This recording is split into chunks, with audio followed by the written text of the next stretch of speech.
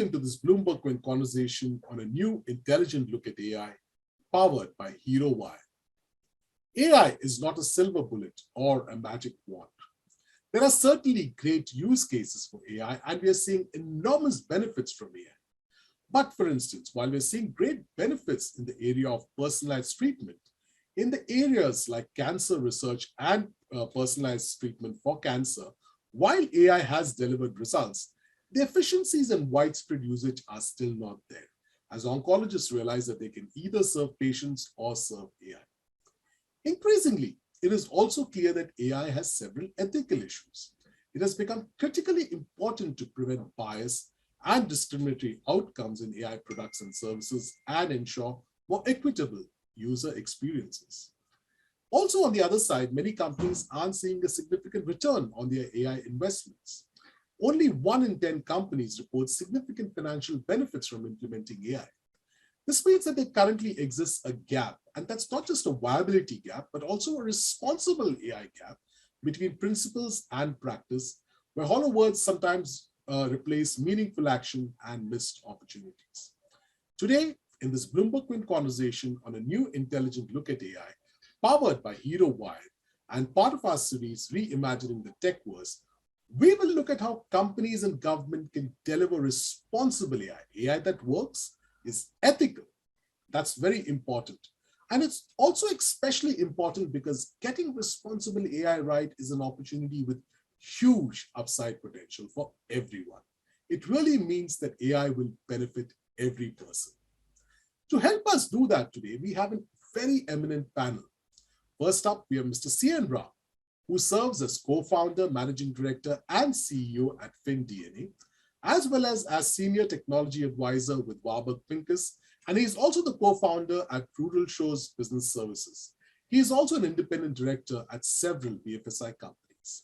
Next up, we are also privileged to have Mr. Sumit Sarawgi, who's managing director, senior partner at the Boston Consulting Group, and leads the firm's work in tech services globally.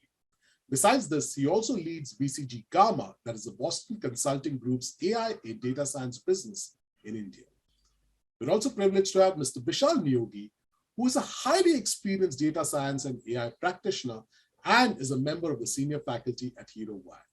Thank you so much for joining us today, gentlemen, and I really look forward to a great discussion. First up, I wanted to look at just the AI part and whether we're really seeing a gap in India. Does AI really work in practice in the way it was intended, and is data and analytics being used in an acceptable way? And I ask this because, often AI is, like I said, it's seen as a magic wand or a silver bullet, etc. Maybe Sumit, you can start out and tell us what you think about this, and the others can add. Hello, viewers. Thank you, Ivor. With the huge advancements that have happened in the past few years in terms of data handling, terms of computational power, and the increased need to handle complexity, there have been huge advances in the application of AI to real-life use cases in the industry. AI has certainly increased the financial performance of companies, customer experience improvement, and even the quality of products. India, however, has been lagging behind in the adoption of AI, but is fast catching up. If you look around industries ranging from banking and financial services, e-commerce companies, startups, that in the recent years have adopted AI, I'm actually quite happy with the progress, but would want to see more of it in India going forward. What about you, Mr. Ram? What is your experience been, especially considering that you have rich experience as a banking CIO? I think I remember when I first met you, I think it was nearly 20 years back at HDFC Bank. I think AI wasn't even in the lexicon then, but now, of course, you advise so many banks, organizations, etc. How do you see this playing out, and do you see the gap in terms of whether it's being used in an acceptable way? Yeah, I would agree with Sumit largely in terms of the advent of AI. and how there is immense potential. I think Gartner has given us a framework for understanding what is happening here. We are still in the hype cycle as far as many industries go. And when we look around the world, we see it being used in multiple industries very, very efficiently and effectively. Only now questions have started appearing there, after a certain level of maturity has been reached there, to look at whether there are biases which have crept in. Is it ethical? So you have even the leaders in the tech industry on both sides of the line, right? So there are people who strongly advocate AI, and there are people who denounce AI as something which is evil. So they've all taken their positions. I think in India, we want to discover that because we have so many people and so many interactions on a daily basis, the richness of the data that is available, it helps you to predict a whole lot of things. And remember also that AI can be used for a lot of good things. So if you look at it, for instance, prediction of diseases, how quickly can, let's say, a pandemic spread, what happens. So if you start to gather data from multiple sources, you can actually use it very productively in India. Now, responsibility is something which we'll probably, learn as we go along. There are legal ramifications. There are human resource, ramifications. And if you look at the purpose of AI, whether it is AI, ML, or deep learning, the idea is for the benefit of society, not just for the benefit of the organization that's using it. So as long as you keep that as the a gold standard, then a lot of the regulations which are coming in, for instance, data privacy and protection, and the responsible use of AI, maybe it will get into legislation. We'll just have to wait and see. But we have a lot of catching up to do. You put it very right? The AI there are some wonderful use cases of AI, healthcare and all, even in the areas, right? Let's take surveillance, for instance. I mean, it helps us tremendously with regard to security, but when that can also be misused, and I think that is the challenge. So Bishal, since we've been talking about this word, responsible AI, how do we exactly define this entire term, especially within the context of data science? Thank you, Ivor. I think as Mr. Ram and Sumit rightly have put it, the way responsible AI is defined as of now is like there has to be a sustainable future goal as a mindset for most of the organizations. And when I say organizations, it's private, public, all kinds of enterprises. That is one. Second is there has to be a safety net. And this safety net cuts across your societies, cuts across the kind of work that you do, the data that you deal with, the output that you actually manufacture, and something that you actually market out. So these are some of the most important stuff. Added to it, you also have what is the extent you can consider data as a private asset to the organization, and then when you actually utilize that data to generate an output. Now, how does that output result in the benefit of the society? Because you are actually, end of the day, be it a product or a service, end of the day, we are all economic agents. So that is where probably responsible AI is shaping up. Now, if you ask me, organizations, the behemoths of the world, Google, Facebook, now obviously it's Meta, then you have Microsoft, they have proper AI charters, responsible AI guidelines. They have put in place the way and they are making things open source as well. So they know this stuff. They are into the market much, much earlier. But what needs to be seen, as Mr. Ram rightly pointed out, for us as Indians and the Indian market to literally imbibe that as a culture, it's kind of a time-tested phenomenon that needs to be seen. On top of it, I think there is already some progress. And probably in due course of the conversation, we will talk some Indian contexts where we see probably we are really catching up, but is it enough? Or are we doing it in the right way? Ivor, if I may, while Mr. Ram and Bishal have spoken about aspects of responsible AI like fairness, transparency, safety, security, and Mr. Ram also talked about societal and environmental impact. I think there are two other aspects here. One is of accountability, and whose accountability it is to ensure that the data is used free of bias and is used in the right way. And linked to that is the data and privacy governance. So how do we think about those two aspects, which are also increasingly becoming very important in the discussion around responsible AI in India today? So, Sumit, my next question to you is, are you seeing really Indian organizations put some of these things up front and center when it comes to leveraging responsible AI? For instance, as Bishal said, a lot of global tech giants have some of these things in place, but we can still debate whether they actually practice what they preach, but that's not what we're here to discuss. But in terms of Indian organizations, governments, etc., do you see, them being more responsible in the way data is being collected, changing underlying processes, being accountable, etc.? Can you tell us a little bit about that, and maybe any anecdotal or any names of organizations, etc., that you'd like to highlight? See, with the increase in the number of AI-based use cases, we are increasingly witnessing bias in the system as well, right? Bias can come in multiple ways. Bias can come in the way data is collected. Bias can come in the way data is used. Bias can come in the way data is interpreted. Few examples, right? One of the times we found that for a particular job profile, men were preferred more than women from the AI output perspective. Or, when you are looking at insurance rates, there are hidden biases, insurance premiums.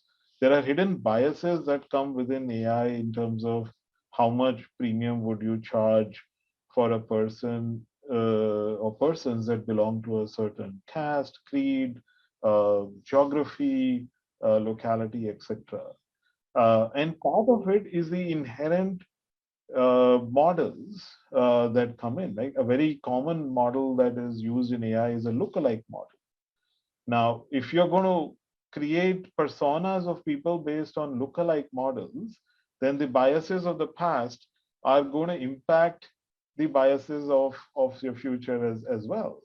And we have seen this, across sectors, banking, technology, healthcare, from an insurance perspective. I gave you a few examples. The problem multiplies itself from an India perspective, because India has a far more heterogeneous population in terms of its, anything you say, regions, language, caste, color, preferences, etc. And the fact is that the data collection by, whether you talk about your central government agencies or state government agencies or organizations, the data availability and collection is still maturing. So in that, we haven't seen, this problem become very big, but I foresee that responsible AI, or the converse of responsible AI, biases, coming up in algorithms specifically, or AI algorithms specifically in India, could become a much bigger problem than what we have seen in other parts of the world. Bishal, Mr. Ram, anything you would like to add to that from your experience of seeing Indian organizations leverage AI? I think we are starting off on the wrong foot here, because I tend to agree with whatever Sumit and Bishal are saying. There is no argument here. I just want to put across a couple of postulates. One is, I think we have to look at a bias where nobody wants to do any harm using AI. I think everybody wants to try and do something which is helpful to themselves, rather than having a loftier goal of a societal benefit. So whether you take, for instance, the insurance companies which try and make the claim processing a lot example, you have an accident, and instead of calling the person over, you just take a video of the car or the vehicle which was damaged, and then you send it across. People are able to make a lot of assumptions about how it could have happened, what could be the damage, and then a whole lot of processes come together to get you that money and on with your life. So I would say that the first thing that you would think is that people want to help, right? AI is to help, and to some extent, they also want to eliminate the bias. So a person going and actually inspecting the car and being susceptible within code, that you want to eliminate, and the insurance company wants to protect its turf by being very fair across the board, trying to get AI into it. So I would say that nobody deliberately wants to harm somebody using AI. What happens with, like what Sumit is saying, is that we have something like a WhatsApp culture, right? So we think anything coming out of WhatsApp is good, anything coming out of AI is good, so it has to be without reservation accepted. But that is where the problem is. I think if you have a questioning mind, and if something goes against your gut, especially people with the experience that they have, and if the AI consistently puts across something which is not something which sits well with their stomach, I think people should call it up and say, hey, I think there is a bias, rather than finding it out much later. So I would say that we are still in that learning ground, and it's not as though the West discovered all these biases right away. It's been in operation for several years, maybe even a decade or so, by which time the kind of biases that Sumit was talking about really have come to the fore. And then how does the organization respond? Many of them will say, oh, we've had this bias, let's keep it very quiet and under the hood, because you don't want it to go out in the market saying, we have a bias for white people, and then they're espousing the cause for gender diversity and all kinds of diversity. So the board and the management will have to act on feedback very, very quickly. And you find that even today, when somebody points out the flaws in AI, the organization's first response is to suppress, because they don't want to be seen out in the market as somebody who has done something wrong, especially the big companies. This is a process of learning. It's not as though they're going to fall by the wayside just because they did this. It's a learning. And what the intelligent people should do is to learn from all this. And the good thing I would say in us starting a little bit late is that we have all these examples to guide us in the right direction, if you're willing to listen and not just go by WhatsApp.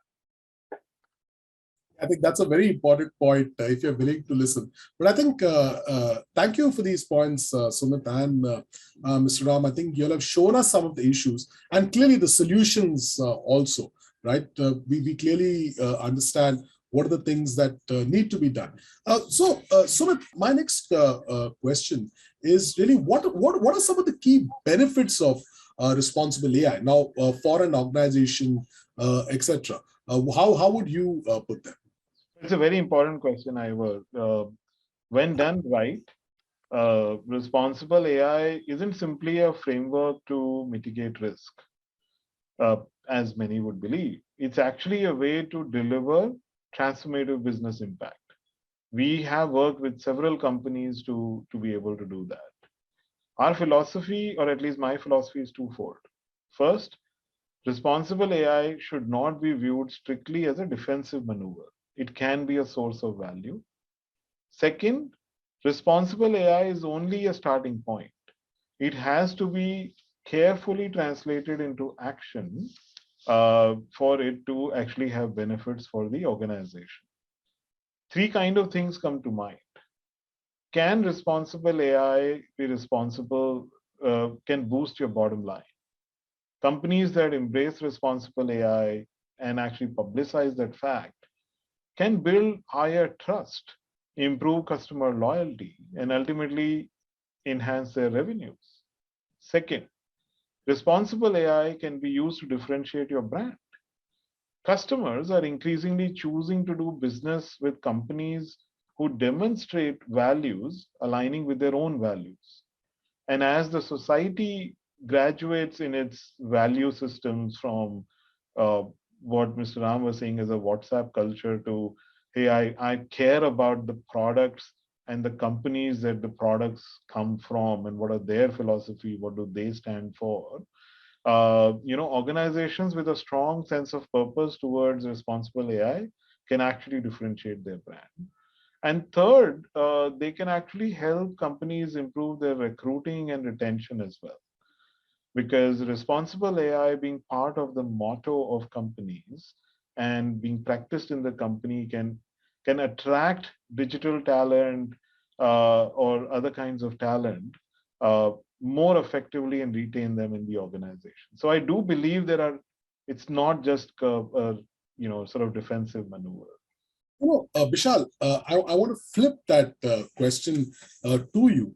What happens, if we don't really build responsible AI, frameworks for our AI projects, and especially from the perspective of you really teaching data science, etc. Why is it very important for practitioners and those who are wanting to enter this sector to understand this aspect very well from a data-driven decision-making standpoint?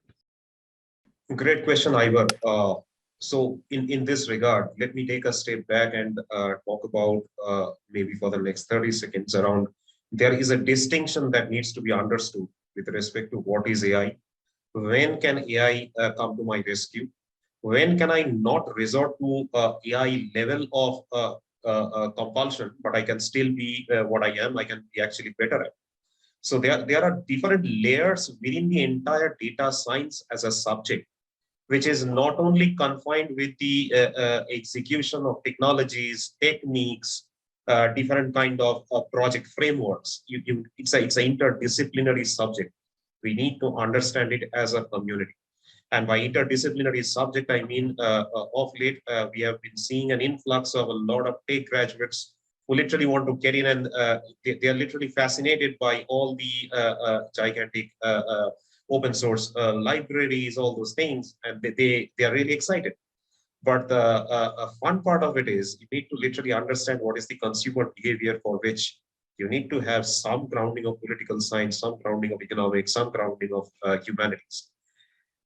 In a simply put, it's almost like there is a problem which can be actually solved by just creating a footpath for the pedestrians rather than thinking of a skyway. So we literally need to figure out where AI can come to my rescue, because that is exactly where the obvious thing comes in today's world, which is very pertinent, is your carbon footprint, resulting in your climate change, so on and so forth. So you literally need to figure out if this is a problem which can be solved by the kind of resources that I have, then probably you don't need to think of scaling up like a Facebook or a Google, because your business probably doesn't demand in the short run. Maybe in the long run, that's a different proposition.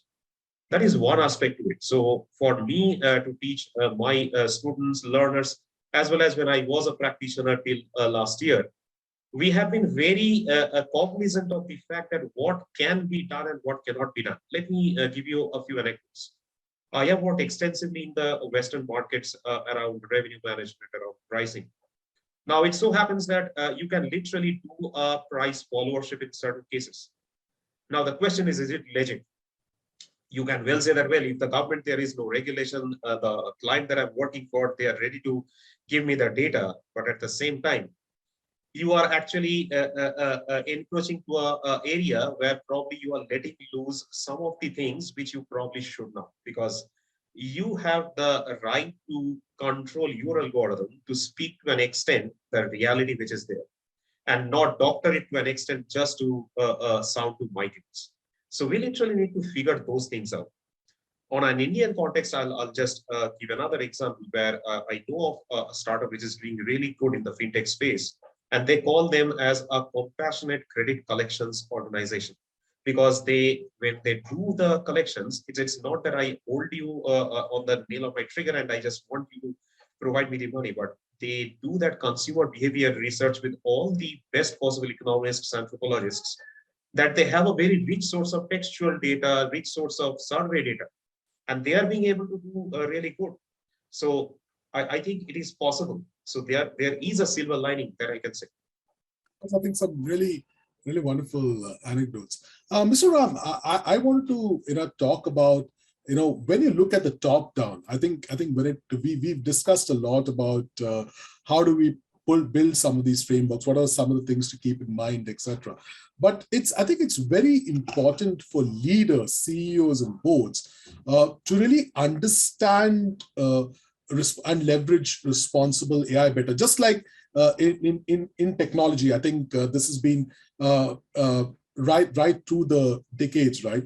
I mean, whether it was an understanding of cloud, whether it's an understanding of AI, and I guess tomorrow, whether it's an understanding of technologies like blockchains. Now, obviously, often the argument is let the government come in, let there be regulation, and that is the right approach. But what's your take on it? How do we ensure that CEOs and boards understand this better, or is it should we just wait for the government to come in and legislate this? That's a very leading question, but I'll attempt to answer it. See, artificial intelligence has three parts, the way I understand, right? So there is AI, which is trying to make machines more like human beings. Right? That's where the artificial intelligence comes in. Then there's machine learning, which goes a little deep and looks for patterns and tries to be a little predictive as well. And then when you go to deep learning, you don't have patterns, you don't have structured data, you have a lot of unstructured data, and yet the computer algorithms try and make sense out of it for ability to predict what is going to happen, which helps you to prevent maybe disasters and tests and so on, which is a larger goal. I think our ability to harness AI in its simplest form, which is your Google Voice or Alexa or those, we have not exhausted all the possibilities. In India, I think, like Sumit mentioned, we have so many dialects, so many languages, and when we started to put together the proposal for our company Rural Shores, which was actually taking jobs to villages, one of the things that we actually confronted, we were confronted with, was the variety of languages. So you could be in Bihar and you're talking a dialect which is not understood by some call center operator in Bombay. This is the kind of divide that we have in India, and it is very important for us to be able to harness technology. And I think between Amazon, Google, and a whole host of other startups in India, we are beginning to understand what people are saying. So Google has got to and I guess Microsoft also has gone into almost real-time translation. So you could be talking in French, and the person you're talking to is actually hearing you in English and so on. So you can actually have a conversation. So it's gone to that level. Now, if we can get something like that to India, so we'll be able to bridge that divide. So don't even get into machine learning and deep learning right now. So there is enough to harvest even within the AI, the small window. In terms of responsibility, there are two Indias. So, and you can find them when you're driving, right? So there are people who actually go by the rules. They'll stop at the signals. They'll not overtake when it is not supposed to be overtaken, and when it is dangerous, and so on. And there is I would say, a wild, carefree, careless India, which does everything the rule book says it shouldn't be done, except when the Havaldar is standing out there, right? Then everybody behaves. Now, a lot of this behavior, I think, comes on to our companies as well. So they'll go and do whatever they can. There are companies which will just go straight right by the book, and they won't do anything which is illegal, unlawful, or even skirting that legality. There are companies which will take advantage of every loophole, and they'll go hell for leather in the quest for more profit. You'll have both in India. And I think this is where I think the government comes in and says, hey, all these guys who are kind of wild outlaws, please come and start behaving sensibly. The government has to come in. There is no doubt in my mind. They have to come in with laws, and they have to make the boards responsible, which is what SEBI has been trying to do all the while, right? So they're increasing the consciousness of the board to a whole lot of things. Like cybersecurity, for instance, has been elevated to a board level discussion. ESG is a board level discussion now. And I think both Bishal and Sumit alluded to it, where you can actually enhance your brand value if you say that your ESG, it is right in the forefront. So I can see a lot of campaigns already in people's minds, which are turning out the fact that we are a responsible organization, not just in terms of environment, we are also responsible and ethically, and morally, we're going to use data in a responsible way. It doesn't matter whether the government legislates or not. So we're going to do it this way. So those kind of companies are going to get a lot more interaction with the public in the market. That's what I think. So, Sumit, going on from here, what Mr. Ram said, what are some of the key sectors, do you think, where some of these responsible AI frameworks would be very necessary? And how do companies and practitioners really go about getting this right, whether it's checking for biases, etc.? I think, all sectors will and are using AI, right? Now, it will be foolhardy of us to think that bias can come in algorithms only for certain sectors. Bias can come anywhere and everywhere. So responsible AI as a practice should be followed everywhere.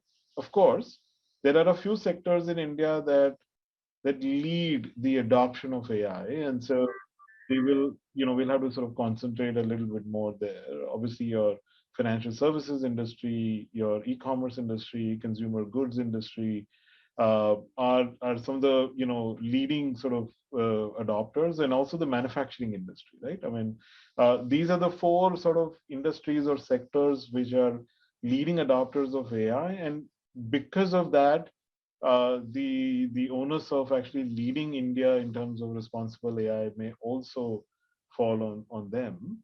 But I wouldn't want to say that, the bias can come only in certain sectors and other sectors, or healthcare, for example, is also another that I should add to the list, but bias can't come in other sectors. Very important point to note here, and just taking off from what Mr. Ram was saying, really, at least my sense is that the magic happens when you can combine humans and AI together in the best possible way. AI by itself cannot solve the problem. Humans, obviously, as Mr. Ram was saying, we have our own limitations and the way we act. We call it bionic, sort of mingling. So let me give you a few examples of what companies and boards could basically do, right? So for example, do you, as a board or a senior leader, do you have empowered AI leaders in your organization? Right, you to start there. Who is an AI leader in my organization? Is that person even empowered to make the kind of design choices? Very often, I have seen the AI leader or the data leader being subservient to the business leaders and not being able to force his or her sort of ethics into how data is handled, in the organization. Second, are organizations, or should organizations then start developing policies, principles, and training within their own organization around responsible AI? It has to be defined. What is it that I mean by responsible AI within this particular organization? And also have the right governance. How will you find out? We should not wait, like Mr. Ram was saying, for 10 years to find out, oh, by the way, all the stuff that we've done in India is now biased, right? So we need to have those regular governance, and it's a board issue. The board has to mandate that kind of governance. The tools and methods have to be integrated. A simple thing as creating a data dictionary for a bank is an enormous task, I can tell you.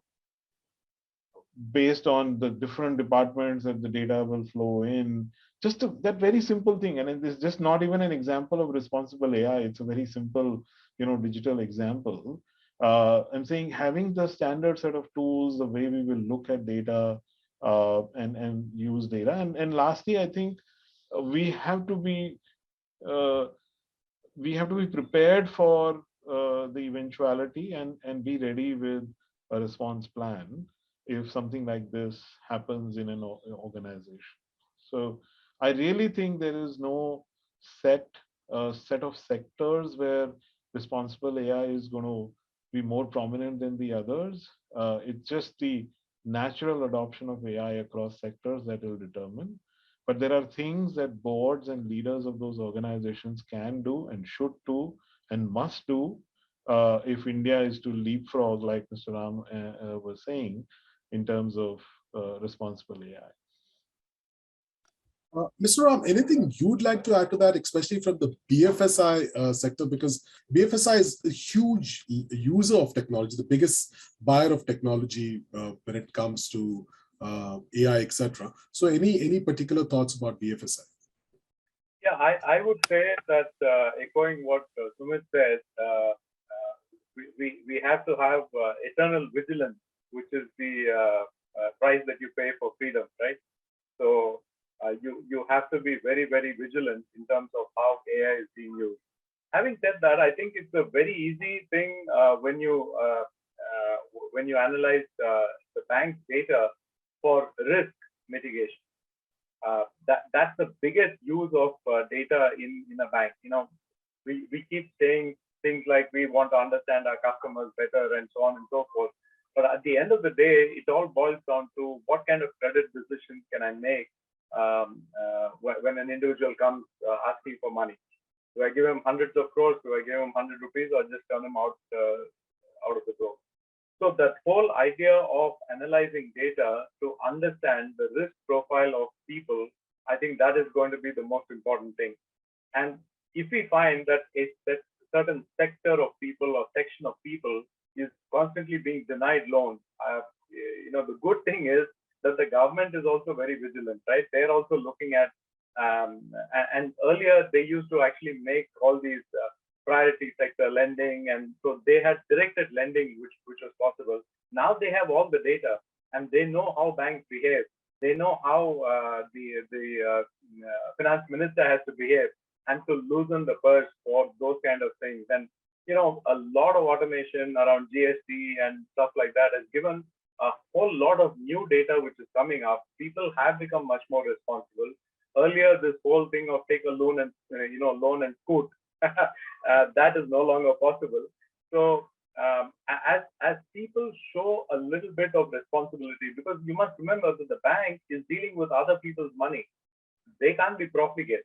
So they are very, very careful, and each bank defines its own level of risk that it can take. But as the data comes and tells you a lot more insights about the people that you're lending to, and the government is also creating a very enabling environment. I mean, prostitution, the ability to actually detect fraud very quickly.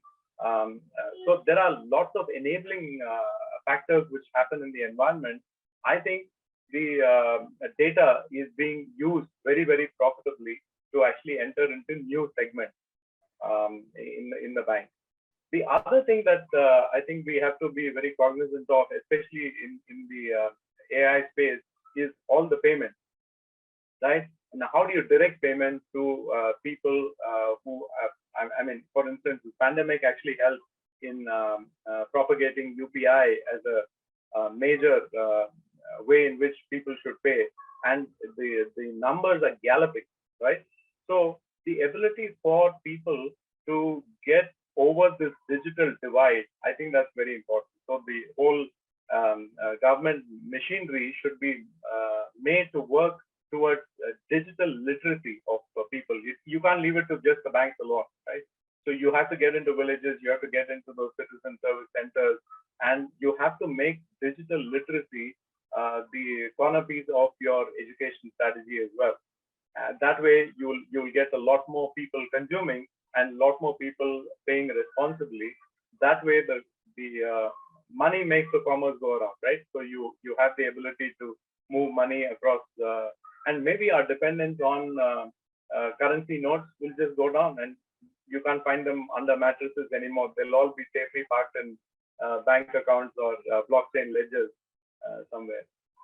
Well, let's hope so. Although I think there are definitely some on the blockchain side who believe that they can do similar things like keeping it under mattresses. But let's hope that that doesn't come true. Bishal, even as we end this conversation, I think we've had a fascinating conversation here on responsible AI. I wanted to just come quickly to the careers part, right? How do you really see careers in this arena? I know there are, of course, people who want to make careers in AI, but what about careers in this specific domain of helping companies with responsible AI? And how would you advise people, especially as they skill or reskill themselves towards this? What are the key things to keep in mind, etc.? Great question, Ivor. So first and foremost, let me talk about AI and what are the prerequisites if you really aspire to be in this particular domain. So you need to have some bit of mathematical statistical bent of mind, all the technological side of things being taken care of. What also is required is the human touch, the human feel about it, because technology can take you to a certain extent. It can actually improve or probably get your accuracy worse. The particular jargon that we all run after in most of the AI or machine learning world, we all want to improve the accuracy. The clients also want to see that. But what is there is the constant that we don't see. It is coming at the cost of what? And this at the cost of what is probably a function of a lot of things, including climate change, carbon footprint, the amount of rigor that it takes, the human resource that you deploy, each and everything. So for most of the people who literally want to get into this, they need to understand the fundamentals, the first principles really well, because then they will be able to appreciate the fact that if there is a smaller problem to be solved, you need to know to what extent you should utilize a machine learning framework or an algorithm. Then you can literally deploy it to, let's say, a cloud if it is needed or if it is not needed. You have the authority to go and speak up to the leadership, be whatever domain, whatever market you are in, and talk what are the pros and cons of it. Do a proper SWOT analysis that, you know what, this is what it would take to reach the desired outcome. What if I reach that delta and there is this particular gap? Are you okay with it? So this particular understanding is very much required in today's world. It's not enough, if you ask me, if you really are great at technology understanding or only on the mathematical side of things, you can be responsible or you can actually show responsibility towards the right usage of AI. So I would like to see people thinking more on these terms while they're actually practicing. When they're advising their clients, they should be privy to the fact that they are the masters in terms of technology, but they also need to educate their clients. They need to educate their stakeholders every possible way, because it is almost like the data is bare bones. They know the algorithm, it's a black box. But you should know that me as a service provider, while the algorithm is my IP, data also is the IP. And you need to have complete control, complete confidence to what extent you should beat the data to speak the right kind of truth, not only the truth. Vishal, thank you. I think you put it quite well. You established what you would like to see. I think you articulated that quite well. Mr. Ram, Sumit, any final thoughts from y'all, right? We've had a great discussion, but if you had to encapsulate it, in terms of how y'all look towards the future, especially in this domain of responsible AI, any final thoughts from y'all? I'm going to borrow from, I think it's the old orange ad, the future is bright. And of course, they said the future is orange, but the future is AI. I would like to think that the proving of AI as benefit to both organizations, to people, and to society at large, I don't think we need to look at it anymore. It's already proven. The question is, how willing are we to learn from other people's experiences and use AI in a responsible way, which benefits all of us, and starting with the government. So if they are able to pioneer, especially with the largeness and the richness of data that is available in India, they'll actually be the lighthouse for a whole lot of organizations to follow the process. Citizen benefit, society benefit. And it has been a fantastic debate. I would like to end by saying the benefits of AI far outweigh the costs and the risks. We've all realized that. I think the question is, how quickly can we use AI in the most correct, most ethical, the most right way within all aspects of society, whether it's small organizations, large organizations, government, for creating a better societal impact for all of us in India. We are actually at an advantage at this stage of our development, and we should embrace this wholeheartedly. Thank you so much, gentlemen. I think there are so many takeaways there, but I think clearly the most important thing that AI offers huge benefits, but clearly there are some guardrails, and it is very important to keep responsible AI front and center. We've looked at the various ways to do that, the models, the sectors, etc. And I think, I think as Mr. Ram finally pointed out, I think the government has a lot to do over here. Maybe not more in terms of legislation, but more in terms of showing us through how they do it themselves. So thank you for this wonderful conversation, very enriching conversation. I learned a lot. It was extremely insightful. Thanks to each one of you, Sumit, Mr. Ram, Bishal, for joining us on this BloombergQuint conversation on a new intelligent look at AI powered by HeroWire. Thank you for being here and for the various wonderful insights that you brought.